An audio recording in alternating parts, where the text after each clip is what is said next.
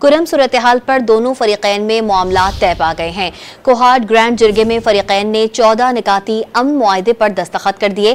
فریقین کے درمیان سیز فائر، مورچوں کے خاتمے اور اسلحہ سرکاری تحویل میں دینے پر اتفاق کیا گیا ہے۔ معاہدے کی خلاف ورزی کرنے والوں کو حکومت کے حوالے کیا جائے گا۔ فریقین امن و امان کے لیے قانون نافذ کرنے والے اداروں کے ساتھ مل کر کام کرنے پر بھی متفق ہو گئے۔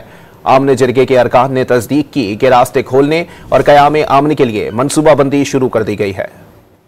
پارا چنار کے 130 سالہ پرانے تنازع کے مستقل حل کے لیے بڑی پیش رفت سامنے آئی ہے۔ کوہاٹ میں 3 ہفتے سے جاری گرینڈ جرگے میں فریقین نے 14 نکاتی معاہدے پر دستخط کر دیے۔ کرم معاہدہ 7 صفحات پر مشتمل ہے۔ معاہدے کی کاپی ڈان نیوز کو موصول ہو گئی۔ معاہدے کے تحت فریقین کے درمیان سیز فائر کا فیصلہ ہو گیا۔ مورچے ختم اور اسلحہ جمع کرایا جائے گا۔ فریقین اپیکس کمیٹی کے فیصلے پر عمل درآمد کے پابند ہوں گے۔ معاہدے کے تحت 1 مہینے کے اندر بنکرز ختم کریں گے۔ ذیلی کمیٹی مورچوں کی مسماری کی نگرانی کرے گی۔ دونوں اطراف سے 45 ممبران نے معاہدے پر دستخط کیے۔ معاہدے کے تحت فریقین کے درمیان سیز فائر کا فیصلہ ہوا ہے۔ فریقین پر مشتمل 16 رکنی کمیٹی تشکیل دی جائے گی۔ سوشل میڈیا پر دونوں فریقین میں سے پروپیگنڈا کرنے والے عناصر کو قانون کے مطابق سزا دی جائے گی۔ معاہدے کی خلاف ورزی کرنے والوں کے خلاف قانونی کارروائی کی جائے گی۔ آمد و رفت کے لیے تمام راستوں اور سڑکوں پر کوئی رکاوٹ نہیں ہوگی۔ جن علاقوں سے بجلی، ٹیلی فون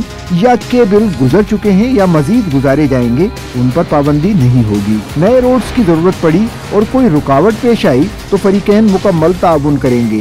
جرگہ ممبر ملک ثواب خان نے واضح کیا کہ اسلحہ حکومتی سرپرستی میں جمع کیا جائے گا۔ معاہدے کا اعلان گورنر ہاؤس پشاور میں کیا جائے گا۔ معاہدے کی خلاف ورزی کرنے والوں کو حکومت کے حوالے کر دیا جائے گا۔ امن و امان کو یقینی بنانے کے لیے قانون نافذ کرنے والوں کے ساتھ مل کر کام کیا جائے گا۔ مشیر اطلاعات خیبر پختونخوا بیرسٹر محمد علی سیف نے امن معاہدے کے دستخط پر اہلیان کرم کو مبارکباد پیش کی اور واضح کیا کہ بنکرز کی مسماری اور بھاری اسلحے کی حوالگی پر دونوں فریقین متفق ہو گئے ہیں۔ زمینی راستوں پر کانوائے بروز ہفتہ روانہ ہوں گے۔